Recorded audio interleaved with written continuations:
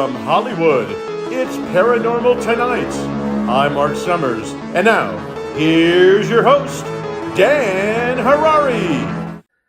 Hello, everyone. Welcome to a new edition of From Hollywood, it's Paranormal Tonight. I'm Dan Harary, broadcasting from beautiful downtown Beverly Hills, California. The sun finally came out today. It's been raining for about 3 months. I have a very interesting and very special guest today. My guest today is Rabbi Leon Mellul.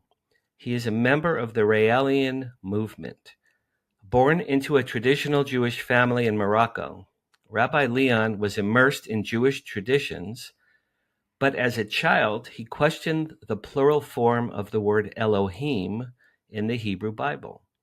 In 1987, after reading the book Intelligent Design by a man named Ariel, Rabbi Leon became convinced that the Elohim were an advanced race of extraterrestrials who had been misinterpreted as gods by early humans. Rael, a Frenchman and self-proclaimed prophet whose original name was Claude Vorilhon, has during the past 50 years written extensively and given lectures all over the world about his having met an alien named Yahweh in 1973 in France. It was Yahweh who told Claude that his race of ETs, the Elohim, had created mankind 25,000 years earlier on the earth. For many years, Rabbi Leon helped to establish the Raelian movement in Israel, where he worked to spread the Elohim's messages of peace and love to rabbis, leaders, and the Israeli population. And a few years ago, he and his wife moved to Montreal, Canada, where they live today. And if I don't screw this up horribly, here comes Rabbi Leon. There he is. Thank you very much for coming in. So I just finished reading this book last night. I read it over the course of the last 6 weeks. That's a revelation. And as you know, it can be downloaded for free on our website, rael.org. Okay. So a few months ago, I'm sure you know about this, Netflix, I think it was Netflix, they did a documentary about Rael, which I watched, and I had never heard of him, to be honest. I had not heard of him. I watched it twice, and I found it fascinating, and then that's why I bought this book, and then I knew I was going to get you on, so that's why I made sure to finish reading it last night. This is a fascinating book. Tell us, my first question for you really is, give us a little history. Who was Claude Vorilhon? Vorillon, French. And how did he become Rael? Well, on December 13, 1973, Claude Vorillon, like every usual day, took his car and was driving into his office close to Clermont-Ferrand. And all of a sudden, he felt the urge to go to another way, toward an old volcano where he used to go there with his family for picnic in summertime. So he climbed all the way up until the center of this volcano. And, he felt cold. It was December 13. He had work to do. As he had magazine, sport car magazine. Right. It was his own business, and he was a fan of sport car magazines as well. Then when he reached there, he said, well, I'm cold here. I have work to do. What I'm doing here? And he was going to leave. Well, all of a sudden, he saw something in the skies. He thought it was an helicopter. Then there was no noise. And he realized it was a spaceship, not an airplane, not an helicopter, but a spaceship. Then he said, I'm not going to move because maybe they think I am a tree or something, and, they're going to leave. He was very surprised when a ladder opened and he saw two legs coming down. Then he said, well, I'm not moving. He saw someone that at the beginning he thought was a child, 1.30 meters, 1.40 meters approximately. come out straight to him with almond-shaped eyes, a shiny face full of love, no weapons, nothing, and then he feel more secure. And this extraterrestrial walked to him directly, couple of meters, and the journalist that was Claude Vorillon asked him a question. Do you speak French? Because that was the only language he used to speak at that time. Okay. And the extraterrestrial replied, I speak all the languages of the world in French. Then, hold on. So this is an illustration of when Claude met his extraterrestrial. Exactly. This is the materials that you guys sent me. And then this is another image Of the extraterrestrial. His name is Yahweh. Is correct? Yeah. This is Yahweh? Yeah, well, Yahweh. It's not a picture exactly. It was a representation or a drawing. An illustration. That's right. So this extraterrestrial told him, when Claude Vorillon asked him, do you come here often? The extraterrestrial replied, I come here many times. And today, I come to meet with you. Your name is Claude Vorillon. You're married. You have 2 children. You run a sport car magazine. And we telepathically induce you to come here today because we have a message for you. And we have also telepathically induced you 2 weeks ago to buy a Bible from La Pléiade, which is the only Bible translated in French where the name Elohim was not mistranslated by God and remained Elohim. Then he invited him into his craft. And, they sit together. And the extraterrestrial told him, this is the message that I have for you.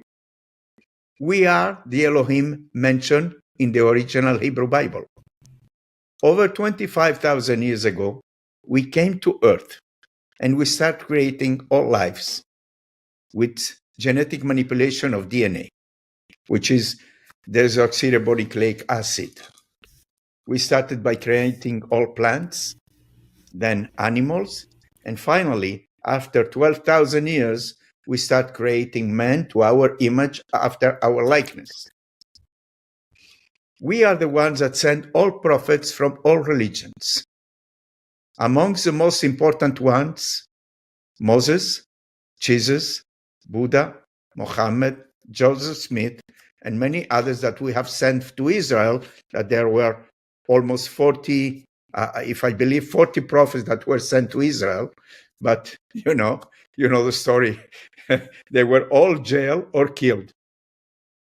Now, in 1945, on August 6th, after the Hiroshima bomb, the Elohim found the need to send one last messenger because you can either auto-destruct yourself with nuclear power or you can progress. Then what happened is that we reached the time what they call apocalypse, which means revelation and not destruction. Right. Many people think it's destruction, but apocalypse means revelation. Then they send Rael, to whom they give the name of Rael, which is the root of the word Israel, and they give him 2 aims. The first one was to spread this message worldwide. The second one was to build an embassy, which is a 3rd temple the Jewish people are waiting for since ages. So Rael is the one that is waiting. Since generations, we have been waiting for as the Messiah to build the 3rd temple, as he is the last Elohim messenger, is automatically the Messiah.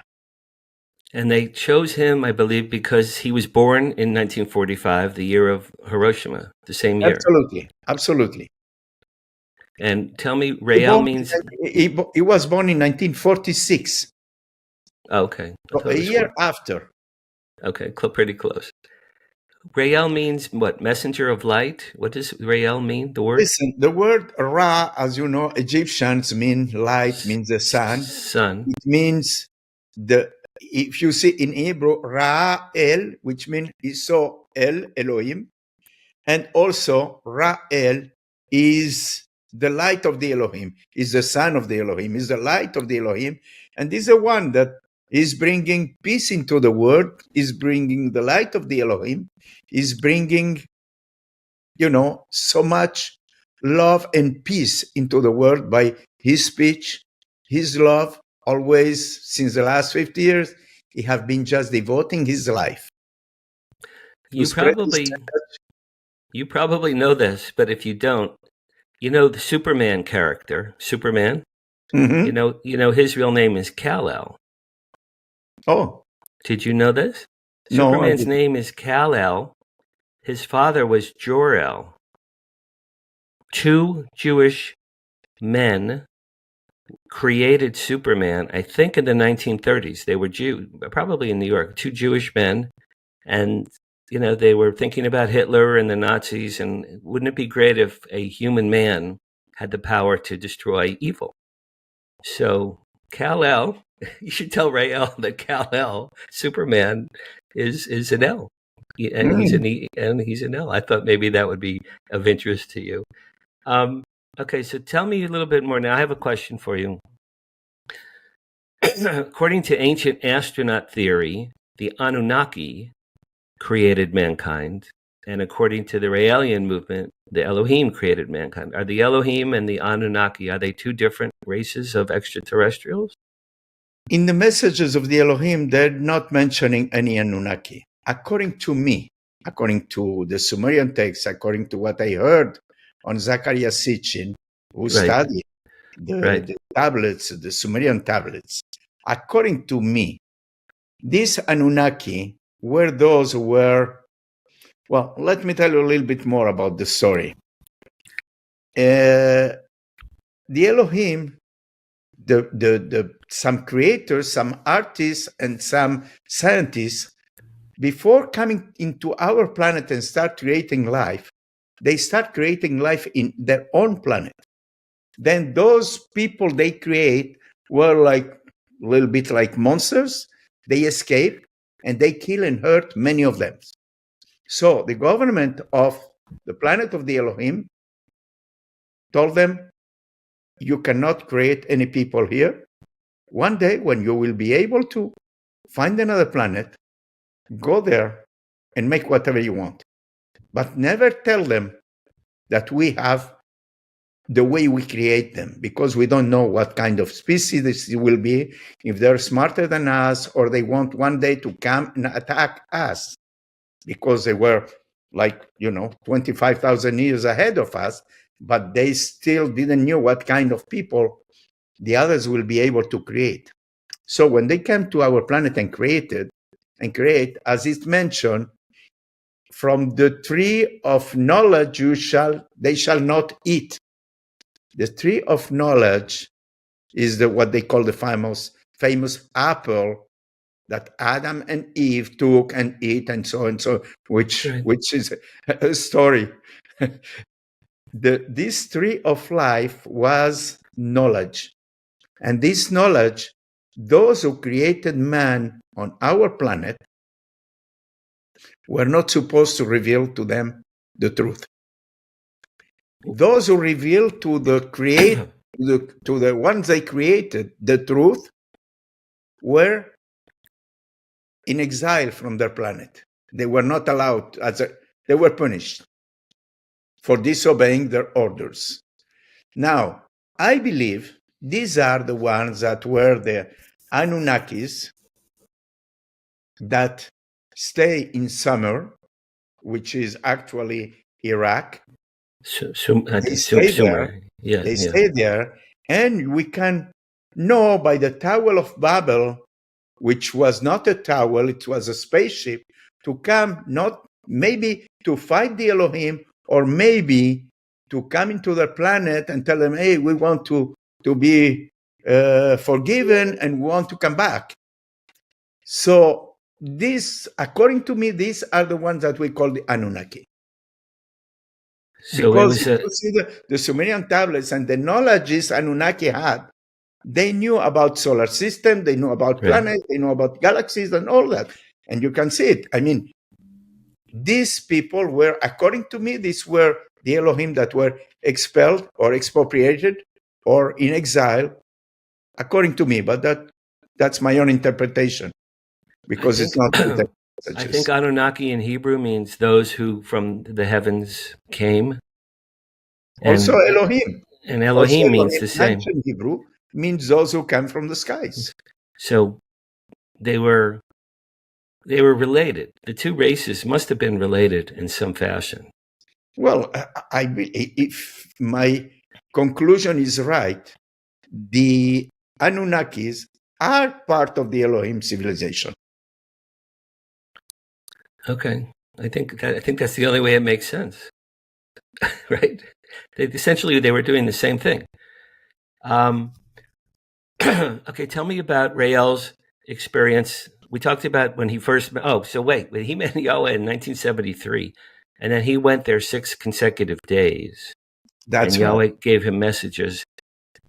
There's a lot of messages. Did Rael have just pads and pens? Because he wrote down a lot of stuff, and there's no way he could have remembered all that. Well, Rael mentioned that he was writing like an automat. Automatic writing.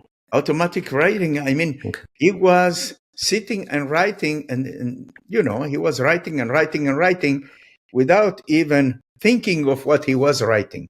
So that's probably a way of telepathically transmission or telepathically induction by the Elohim, that he could write the message according to what they told him. Okay, a real quick story. This is my science fiction book. This is about 2 benevolent aliens who come to Earth in the near future and to save mankind. And it's a very long story, but right after my father died, I went to a deli to get a pastrami sandwich, and this book was downloaded. It was downloaded into me from above. It came into my head from above, and I did automatic writing. And I write a book about benevolent aliens. Lead character's father knew about UFOs, and then I wrote ATC, and my hand stopped moving, and I looked at it, and I said, after they came, ATC, after they came. So this is the book that made me kind of famous. So it's the only time in my life that I experienced automatic writing. But I did it, and I know that's a real thing. It happened to me. It really did. Tell me about Rael's. You mentioned the word Nephilim. Nephilim, right? Many rabbis, many Hebrews, when you told him what is Nephilim, they told him giants. Giants in Hebrew is Anakim, not Nephilim. Nephilim come from the Hebrew word Nafol, which means those who have fallen down. Nafol is to fall. So those who fall down, from where? From the skies. But were the giants the offspring of human women and what? Anunnaki? They were not giants. The Nephilim are not giants. Who were the giants? Nephilim in Hebrew, as I said, right, comes from the word Nafol. Nafol means those who fall down. It doesn't mean they were giants. Maybe they look at them like, they were coming from the skies, and they look big when they arrive with I don't know what equipment, or their suits from outer space or whatever, and they imagine they were giants. But the word Nephilim and giants have nothing to do. Means those who fall down, as simple as that. There was a race of giants on the earth. It's been proven.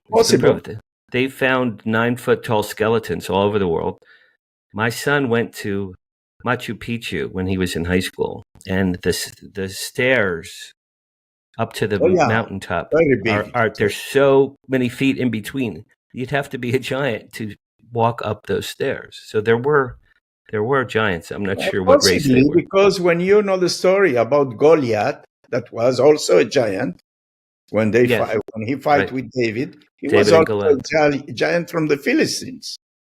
So it possibly, but I mean, I go according to what's written in the book, and I didn't see that there were giants here. So it's possible, because if we are in an infinite space, and as you know, our symbol, which is the symbol of the Elohim, Right. very controversial for Jewish people, Because the swastika in the middle there. means the two triangles means infinitely large and infinitely small.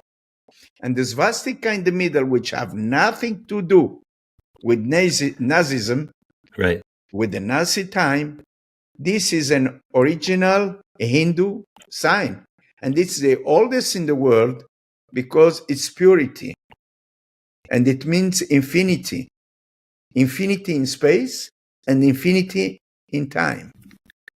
Which means, let me explain, because it's very hard to explain infinity or to understand infinity. We have to feel it. We are, to make it a little bit an image, we are on a planet. This planet is on a solar system. The solar system is on a galaxy. The galaxy is in a universe, infinite. And this universe is an atom of a molecule that of something or someone that is alive, which is not a god. It could be a worm or a fish or a cat. I don't know. Even the Elohim don't know.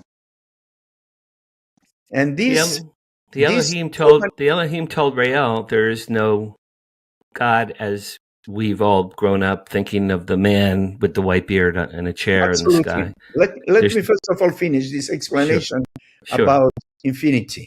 Sure. So this giant, or call it whatever you want, it could be also a worm, as I said, or a cat, is also looking at another planet, and he is an atom of a molecule of something that is much bigger than himself. It's like the Russian dolls, one inside the other. Right, now, right.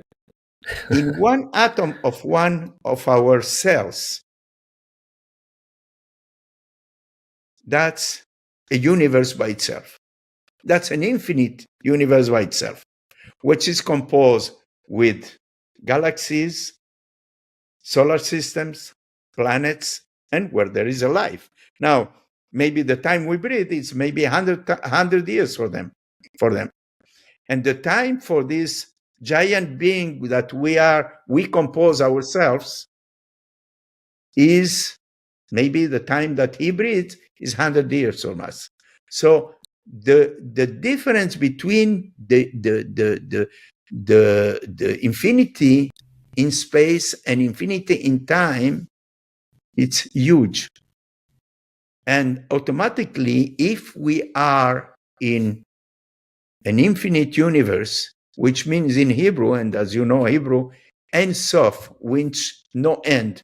There is no end and there is no beginning. So in this infinite universe, there are billions of galaxies, billions of solar systems, billions of planets, which are habitated. Maybe not all of them, but in great majority. And there are billions of extraterrestrial civilizations out there. Billions and billions and billions, because it's infinite. Right. And this is what this symbol represents, infinity in space and time. I'm surprised you don't have the more modern version of the logo. It's like the swirl. This was done that was when I was in Israel. We used to do this, but the original symbol and the one that was on the Elohim suit when they made Rael, this is the one. Oh, that was this on is the original Hebrew symbol. And I saw it. I saw this symbol in Israel, in Capernaum. I saw it in an old synagogue in En Gedi. And we have it also, this swastika, in the Museum of Haifa as well. So swastika was originally meant to represent eternal infinity. No, swastika is infinity on time. Infinity on time. And this, as you know, this symbol, it's Asian, in all Asian temples, and especially in India, you have this swastika. This have nothing to do with Hitler or Nazis. Hitler appropriated it for his own purposes. Appropriated it because of many reasons. First of all, to make it hate by Jews, because he probably knew this was the complement of the Star of David. The second thing is a symbol of purity and perfection. And this is maybe he used this symbol because he wanted to make the Aryan race and of purity. So, but well, the way by killing everyone to make it so pure, I mean, he was a brilliant marketer. He was a horrible creature, but he did very well with his branding and his marketing. Probably very smart and very, very. His mind was not very, very clear, because someone who can kill millions of people because of the race or the religion or their color of skin, that's this lack of love and total lack of love. Absolutely right. So Rael met with Yahweh again in 1975, and that time Yahweh took him to the planet of the Eternals, which is one of his planets. So tell me about that experience. Yes. On October 7, 1975, Rael felt the urge one night to go out of his place. And not far from there, he walked in the woods. Not far from there, he saw the same craft that he saw on December 13, 1973. Then he was invited once again into the craft, and then they took him to the Elohim planet, to the planet of the Eternals, because the Elohim have two planets. One where all the Elohim live, and another one which is the planet of the Eternals, which is what we call in Hebrew Gan Eden. And what means Gan Eden? The Garden of DNA. Garden of DNA. Oh, okay. Of course. Okay. This is why they create a human being. And the main, what's most important is when he arrived there, they need to explain. And they took one cell from his forehead, and they put that into a machine, and they reproduce a copy conform of Rael, a clone of himself, but without any knowledge, without any consciousness, without nothing, just a body. How long did that take, do you think? Well, it took him a few minutes. A few minutes, they put it in the machine, and then Rael, the clone. Him. They took his cell, one of his cells. No, I know that. I know. Yeah, they put it in the machine, and then a few minutes later, the clone of Rael came out of the machine. Come out of the machine. And they explain him, we live between, our expectancy of life is between 700 to 1,000 years without any disease. Between 700 and 1,000 years, our body gets old. So what we do, we take one cell like we just did with you, we reproduce another clone of the same human being. Now, the same way nowadays, you can download, you buy a new computer and you download the memory from your old computer into the new one. We have the knowledge and the technology to download all the memory from one human being into the new body of the other one. So with all the souvenirs, all his knowledge, all his teaching, everything he knew on his life, and we download that, and then the other body is not useful because it's too old. So this body will be between 18 to 20 years old or 22, and he can live between 700 to 1,000 years, and then we reproduce the same body through cloning by transferring also his knowledge and all his souvenirs and all that into the new bodies every time.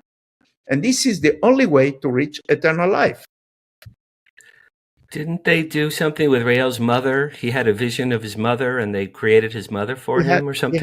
He had a picture of his mother, and they create his mother just like that, just to make him understand. This is the same like when they took Moses into that. They say it was in Mount Sinai, but it was never Mount Sinai, because when the Jewish people went out of Egypt, they got lost during 40 years in the desert. Right. So the way they entered through Jordan, the rivers of Jordan, it means they went through Saudi Arabia, and then they entered to rivers of Jordan instead of entering through Egypt, which is close to Mount Sinai. So when Moses, they say Moses was in the mountain in Mount Sinai during 40 days and 40 nights, they took him to their planet and show him the same way. But for Rael, who was more modern and with more knowledge and more technology that we have right now, and what we had 50 years ago, they explained him that in 24 hours, which Moses maybe took him 40 days and 40 nights. When they say also Jesus was in the desert for 40 days and 40 nights, they probably took him as well to the planet to show him. And then Rael met, when he was in their planet, Rael met with all the prophets of all, which means he had supper with them, with Moses, with Jesus, with Buddha, with Muhammad, and all those. And also they were, sitting all together just to show him they can create these people back to life among them, those who deserve it, to live eternally among them. So the planet of the Eternals is for the Elohim prophets. Not only for everyone that have done good for humanity, that have devoted their life doing good for humanity, then they can recreate any human being after the death. Because the Elohim, since we are born and even before, they have the genetic code which is unique to each and every one of us. Right. To recreate the same human being. So they have that in a machine. They can just take the genetic code and reproduce another human being.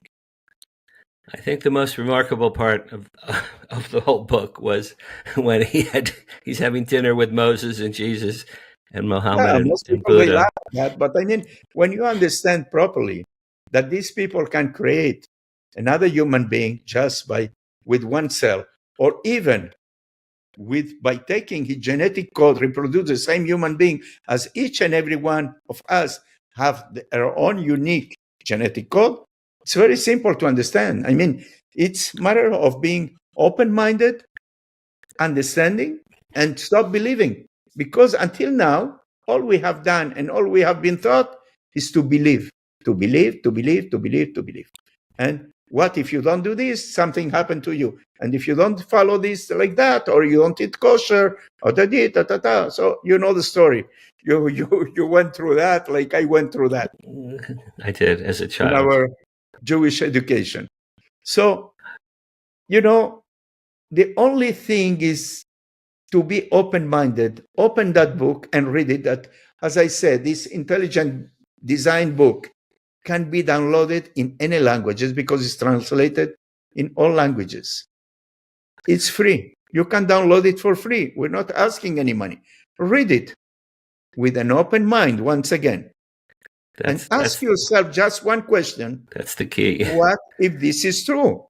That's what I did when I was reading it. What if this was true? What if this is true? Because if it's true, if you have just the open-minded to read completely and question yourself, what if this is true? That will make the whole difference. See, I would love to send this book to my mother, because my mother is 91 and, very Jewish. Oh.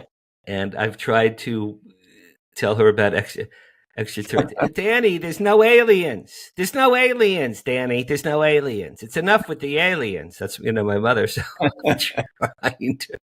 trying to open her mind. It's very hard to do, my friend. I think the books are also in audio. So maybe you can have the audio, because for her it will be maybe better to read it, to listen to it than reading it. But it's okay, But did Rael record at her age, nothing will change unless nothing will change. She's too old to change.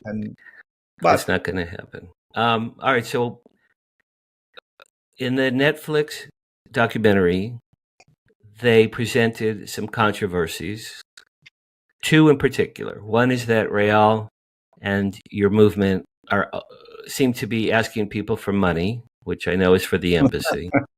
And the other is that you propose that sexual inhibition is great and wonderful, which I agree with. And in the documentary, everyone's making love outside naked by the swimming pool. So people that I know think that Raelians are a cult, and you've heard this before. How do you address some of the criticisms that you've gotten over the years? First of all, what is a cult? A cult, what's the difference between a cult and a religion? It's just the number of people. The word cult has a negative connotation. The Christians, after Jesus, they were a cult of Jewish people, of the Jewish tradition. Right. They were a cult until the number becomes so big, then become a religion. That's a parenthesis. The second thing regarding Netflix, we are considered to be very dangerous because we're telling the truth. And this is the only truth about our origins. And the truth hurt because governments, they don't want people to know the truth. Religions, they don't want people to know the truth because it will destroy the myth of God. And just to open another parenthesis, the day true cloning, like the Elohim do by taking one cell and reproducing another human being, true cloning, the day someone in a laboratory is going to create another human being, there is no place anymore for God. The mystery of God is over, because if one man can create another one, there is no more God. Now, let's go back to the Netflix. Oh yeah, wait, hold on 1 second. This was the show that I said. Yeah, right. I said that's Ariel, what the Last Netflix. Prophet. Right. Yeah. Well, listen, on Netflix, they say money. What money do we have? The only money we can, it's recommended in the messages to give is 1% to Rael to help him do his mission. And not everybody gives the 1%. The second is that Rael never asked for money, and he doesn't get a salary. Now, all the guides in the movement, in order to spread this message, now we have internet, but before that, we had to print the books. Right. We had to sell the books. We need money to print these books. We need money to print flyers. We need money to spread the message. We needed money to make lectures and develop countries. So the guides, the College of Guides in the Raelian movement, they decided to ask for 10%, like the DIM, they ask in the church, 10% of your income to help us print the books, print flyers, spread the message, go on radio, rent a hall to give lectures, and all that. So Rael didn't ask for it. Some guides, before I arrived, have decided of this 10%. But this goes only not to pay salaries to anyone, as we are all volunteers, including Rael doesn't get a penny from these contributions of 10%. These 10% are just 3% for the country that got this 10%.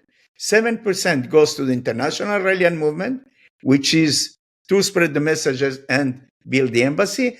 And 3% stays in the country that collect that money, that they could develop that country with the messages and flyers and all what they need, renting halls, doing lectures, and so on, so on, so on, so on. Now, that's where the money is. Now, Okay. if they talking or criticizing this 10%, how many billions the Vatican have that they are supposed to have just one pair of sandals and one suit only, with all the poor people around the world, and they're full of gold everywhere?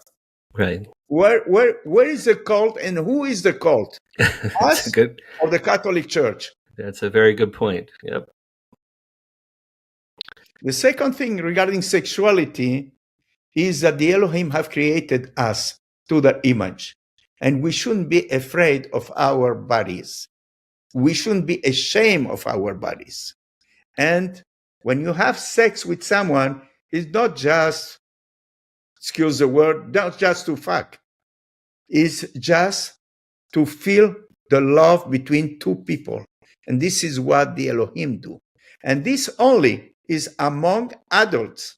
And they're trying to say, oh, we have sex with children. That's not true.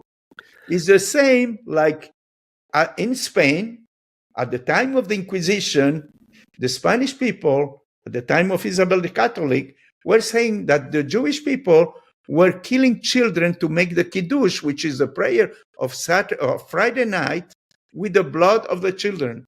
And they used to drink the blood. That was completely a lie. Like in Germany, they were saying many women disappeared because they were kidnapped by Jewish people in their stores where they were trying a suit or something, a dress.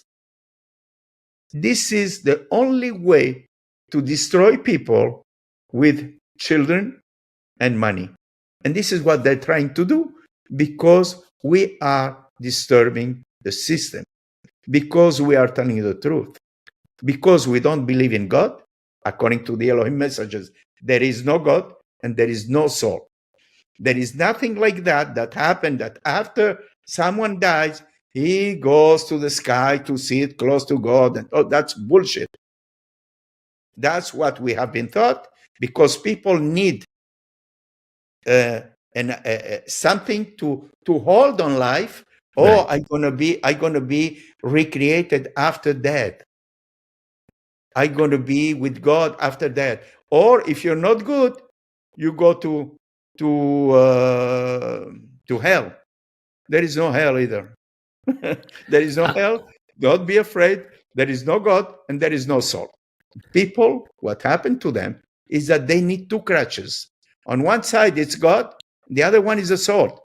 Because if they don't have the two, they fall down. They are not able to stand on their feet. And on this book, Intelligent Design, either if you understand, stop believing and try to understand this message that's coming from our creators, the Elohim, the ones who created man to their image and likeness. You can either continue to believe or you can try to understand. And as I say, ask yourself just a simple question. What if this is true? If you think it could be true, try it. I had a problem with the no soul, and I'll tell you why. 4 days after my father died, he spoke to me in the middle of the night in my bedroom. He spoke to me out loud. It shook me awake. My whole bed shook, and he told me a message that's a private message. And it was my father. He spoke to me. So if there's no soul, and my father was ashes at the time, he was dead in a box of ashes, how did my father speak to me that way? How did that happen? In your opinion? Could be telepathy. Could be your link with your father that made you understand that he was talking to you, or you got a message from him that it doesn't mean it's soul. It, our brain captures telepathy, and we have the souvenirs on our genetic codes, and that's very powerful, because inside yourself there is some of your father and some of your mother. Oh no, sure, of course. And that's the only answer I can give you according to what I know. Well, his spirit, because he was dead, so his body did not exist. So, right, we agreed there was no body there. Of course there is and no if body. there was, well, his body was in ashes in a box. I mean, his physical human body on the earth was in a box. And he spoke to me out loud, a loud sentence that shook my bed and woke me up. And the message turned out to be true, something I did not know. It turned out to be true. So if it was telepathy, that's fine. But it could be a dream as well. No, it was not a dream. It was not a dream, I promise you. That's terrific. Let's all meditate for peace. Thank you, Rabbi, for your time. Just sit tight for 1 second. Thank you all for watching this week. From Hollywood, it's Paranormal Tonight. I appreciate it. I'm Dan Harary. I'll see you next week. Thank you.